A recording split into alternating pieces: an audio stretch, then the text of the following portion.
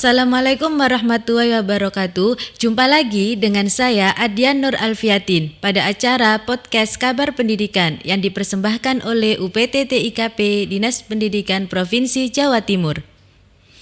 Oke insan edukasi, semoga Anda semua dalam keadaan sehat dan baik. Di episode kali ini kita akan membahas tentang meraih prestasi GCC tahun 2023 pada kategori lomba video kewirausahaan SMK. Mari kita sambut beliaunya terlebih dahulu.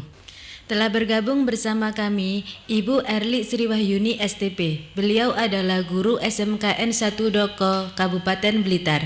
Mari kita sapa beliaunya terlebih dahulu. Assalamualaikum Ibu, bagaimana kabarnya? Waalaikumsalam Mbak, Alhamdulillah kita di sini baik-baik. Kita sehat-sehat semuanya. Alhamdulillah. Cuaca di sana seperti apa Ibu? Mendung apa cerah? Cuacanya cerah tapi cenderung mendung Mbak, karena kita ada di atas bukit ini. Di atas bukit Bu ya. Ini sinyalnya tidak ada masalah berarti Bu ya? Alhamdulillah tidak ada masalah Mbak. Oke, langsung ke pertanyaan satu Bu. Prestasi lomba apa yang Ibu juarai pada GCC tahun 2023? Pada GCC tahun 2023 saya menjadi juara 3 di lomba kewirausahaan tingkat SMK Mbak. Itu lomba kewirausahaan tingkat SMK. Itu seperti apa Ibu? Video apa yang Ibu Ya, buat? Nggih. jadi lomba kewirausahaan tingkat SMK pada GCC itu merupakan sebuah lomba inovasi pembelajaran dalam bidang kewirausahaan, Mbak. Jadi bisa diikuti oleh semua guru dan GTK yang ada di wilayah Jawa Timur. Lomba ini bisa meliputi bidang keahlian yang ada di SMK, ada usaha kuliner, jasa, teknologi, agri usaha, dan lain sebagainya. Kemudian persiapan apa yang Ibu siapkan sewaktu sebelum mengikuti lomba? Sebelum mengikuti lomba, karena ini adalah bidang lombanya kewirausahaan, jadi saya bekerja sama dengan sesama guru kewirausahaan di SMK 1 Ndoko Blitar, itu kita bikin SK Sekolah Kewirausahaan, Mbak. Jadi kita bertemu, kita ngobrol, kita bikin SK Sekolah Wirausaha yang berisikan kegiatan-kegiatan yang akan kita lakukan di sekolah untuk memacu bakat dari siswa-siswa yang memang pengen untuk berwirausaha. Serta kita juga menentukan nilai anak berdasarkan omset yang akan mereka capai pada saat mereka belajar. Yang kedua, saya mendaftarkan NIB, nomor induk berusaha, pada masing-masing program keahlian yang ada di SMK 1 Ndoko. Yang ketiga, karena saya bidangnya di pangan ya Mbak, jadi saya mendaftarkan sertifikat halal untuk beberapa produk saya. Di antaranya roti manis, es kopi susu, dan es krim.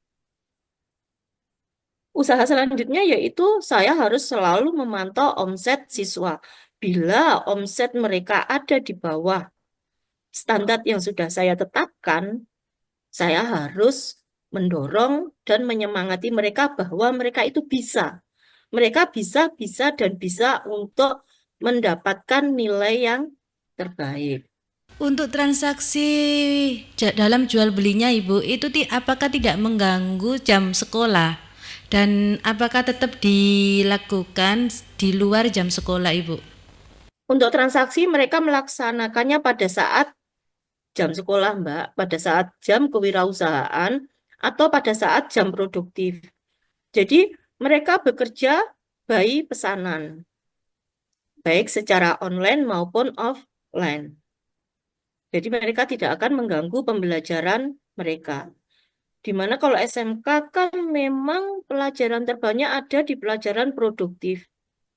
Jadi Ya. mereka selain berproduksi untuk pelajaran produktifnya, mereka juga bisa berwirausaha usaha. Untuk pangsa Sehingga pasarnya itu, Bu, untuk pangsa pasarnya itu dari masyarakat sekitar atau dari kebanyakan dari murid atau siswa di SMK tersebut saja?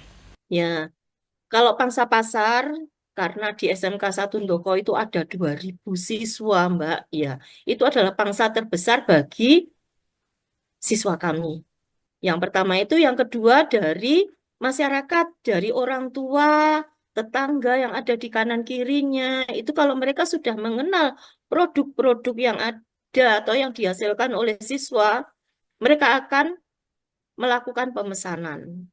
Sehingga pada saat di sekolah, anak-anak tinggal berproses, mereka memproduksi barang-barang sesuai pesanan. Di mana mereka tidak punya peralatan yang lengkap kalau di rumah. Sehingga kegiatan tetap kita lakukan di sekolah. Ya, negatifnya kalau kita, negatif apa ya positif ya Mbak. Jadi kalau pada saat mereka berproduksi kadang-kadang di luar jam sekolah, kita sebagai guru juga harus rela menunggu pada saat mereka bekerja. Begitu, Bu, ya. Kemudian gini, Bu, teknologi apa yang dipakai atau perangkat apa yang dipakai sehingga sekolahnya tuh tidak punya harus menunggu jam sekolah saja atau aplikasi apa yang digunakan dalam pembuatan video itu, Ibu? Nah, kalau untuk pembuatan video, saya hanya menggunakan handphone saja, Mbak. Jadi saat itu saya menggunakan handphone, kemudian saya hanya memvideo pada saat anak-anak itu berproduksi, pada saat anak-anak berusaha atau menjual pada teman-temannya atau mengenalkan produk baru mereka pada teman-temannya, itu yang saya video. Juga pada saat saya memberi pengarahan pada mereka kalau mereka pendapatannya di atas target atau di bawah target. Atau pada saat pendapatan mereka naik atau turun. Kemudian Kemudian, untuk merekap transaksinya Ibu, itu menggunakan aplikasi apa? Dan video yang digunakan itu Ibu editnya menggunakan software apa? nah kalau untuk video kita tetap menggunakan video yang ada di HP itu Mbak. Jadi kita hanya memanfaatkan teknologi yang ada di HP saja. Jadi kita merangkai video, merangkai, merangkai, merangkai.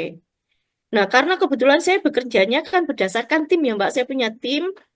Jadi ya Ya. kita itu bekerja, oh saya mohon Mbak ada yang bertugas untuk mengedit video sendiri.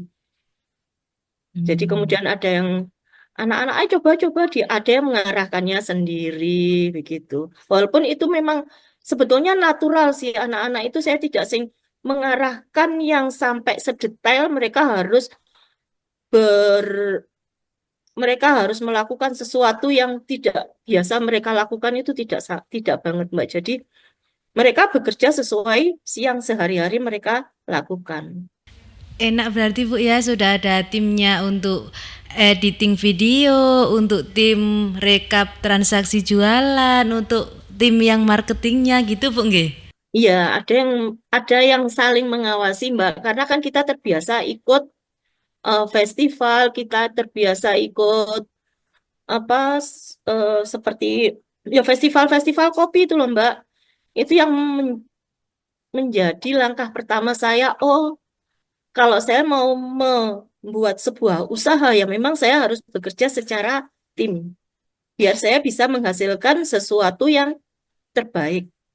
Ini Bu, untuk ilmu pengetahuan apa yang tersirat dalam video lomba kewirausahaan tersebut? Ilmu pengetahuannya yaitu dari segi kewirausahaan. Jadi lebih ke ekonomi ya Mbak ya. Kalau ilmu pengetahuannya jadi saya, misalkan mereka saat berproduksi, kemudian mereka harus menentukan alat bahannya apa, kemudian mereka menentukan HPP, harga pokok penjualan, keuntungannya mereka berapa, harga jualnya mereka berapa, kira-kira nanti mereka akan mendapatkan titik impas atau BEP-nya itu akan kembali dalam berapa kali berproduksi.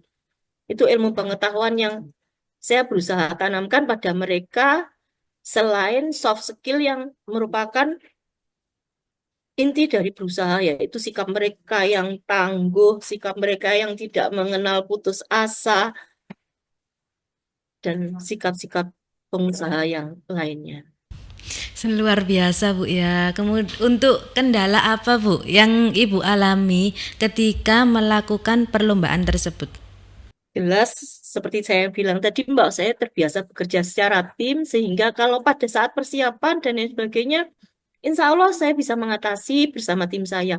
Tapi begitu pada saat pelaksanaan lomba yang ada di Surabaya, di mana yang diundang hanya satu orang, hanya saya saja, itu saya harus mempersiapkan presentasi, saya harus mempersiapkan bazarnya, itu yang saya merasa berat.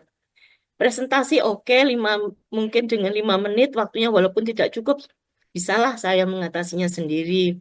Tapi pada saat bazar, Mbak, saya itu tidak punya nilai seni sama sekali, sehingga bazarnya ya menurut saya sih ala kadarnya gitu loh, Mbak. Karena kan untuk Ya. pernik-pernik kalau kita mau bikin bazar yang bagus itu banyak sekali. Dan saya ke Surabaya itu hanya eh, naik travel sehingga saya hanya bawa satu kotak saja. Ternyata begitu sampai sana teman-teman itu pada saat bazar itu sedetail mungkin. Dan itu menurut saya merasa mindernya di situ, saya merasa beratnya saya di situ. Dan ini saya harus belajar lagi dan belajar lagi untuk mengatasinya. Meskipun minimalis tapi hasilnya tetap masih juara Bu ya. Luar biasa. Ya, alhamdulillah, Mbak. Kemudian untuk ini Bu, support dan dukungan dari cabang dinas yang diberikan kepada Ibu khususnya itu apa? Ya, mereka selalu memberikan semangat kepada kita, kepada saya khususnya yang sekolah yang ada di ujung bukit, ada di ujung kabupaten ya Mbak, ada di bawah gunung, itu yang jauh sekali dari kota, itu mereka selalu memberi semangat dan dorongan bahwa saya atau kita itu bisa. Kita bisa. Kalau kita bisa daftar, kita bisa memenuhi itu sangat bagus sekali. Tapi kalau kita juara itu adalah bonus. Sedangkan sekolah itu memfasilitasi semua yang ada, baik peralatan, itu untuk saya gunakan semaksimal mungkin, serta dukungan dari teman-teman yang lain, dari jurusan-jurusan yang lain itu memberi semangat, memberi dorongan, memberi fasilitas. Kalau mereka merasa dibutuhkan, ayo, sekarang ayo, begitu, Mbak. Hal apa Bu yang Ibu rasakan setelah menang di juara GCC dan sebelumnya? Apakah ada perubahan yang signifikan di dalam proses berwirausahanya tersebut? Jelas saya akan mendapatkan banyak sekali, Mbak ya. Eh, yang pertama, saya mendapatkan rasa kepercayaan diri itu bahwa kita itu bisa ternyata. Ternyata kita tidak, walaupun sekolah ada di ujung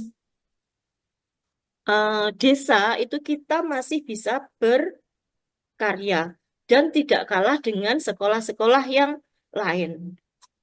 Nah, itu yang saya tularkan pada anak-anak saya, bahwa kita itu bisa. Kalau kita mau berusaha, kita itu bisa, ya.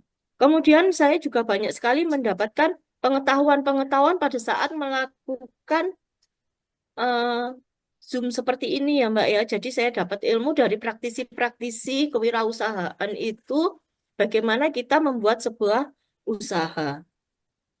Kita dibimbing oleh praktisi-praktisi yang sangat kompeten di bidang mereka. Nah, itu yang saya coba tularkan pada anak-anak. Sesuatu yang mungkin sebelumnya tidak terpikirkan oleh saya sebagai seorang guru. Pertanyaan terakhir Ibu, apa pesan dan kesan terhadap teman-teman guru yang ingin berprestasi di GCC? Pesan saya untuk mereka semua selalu semangat. Kita itu bisa. Kita akan berhasil kalau kita mau berusaha. Banyak sekali ilmu yang kita dapatkan kalau kita ikut GCC, baik itu saat sebelum pelaksanaan, saat pelaksanaan, maupun sesudah pelaksanaannya. Selalu semangat untuk Bapak dan Ibu guru. Baik Ibu, terima kasih atas waktunya dan telah bersedia gabung bersama kami. Sukses terus Ibu untuk kedepannya dan sehat selalu Ibu Erli. Ya, terima kasih Mbak, terima kasih kesempatannya. Terima kasih atas waktunya Bu. semuanya. Insan Edukasi, tak terasa podcast kabar pendidikan kali ini telah selesai. Jumpa lagi di episode selanjutnya. Saya Adia Nur Alfiatin pamit undur diri. Jangan lupa like, komen, dan subscribe YouTube channel UPT TIKP Dindik Jatim. Wassalamualaikum warahmatullahi wabarakatuh. Salam Edutech, UPT TIKP terus maju dan inovatif.